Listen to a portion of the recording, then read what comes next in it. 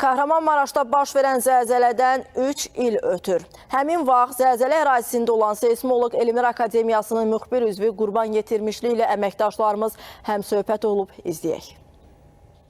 Baş verən bu zəlzələdə bildiyiniz kimi nə qədər o dağıntılar bir yana, həmin deməli o dərinlik qırılmasından, o dalğanın yayılması təsiri nəticəsində ayrı-ayrı deməli tektonik qırılmalar qolları əmələ gəlmişdi ki, indiyənə kimi onu da deyim ki, orada Qəhrəmanmaraşda bu deməli təkanlar ilə bugün də baş verib. Bir neçə gün öncə də magnitudası 3, 4, 5 bax bu cürdə, yəni ki, təkanlar davam edir.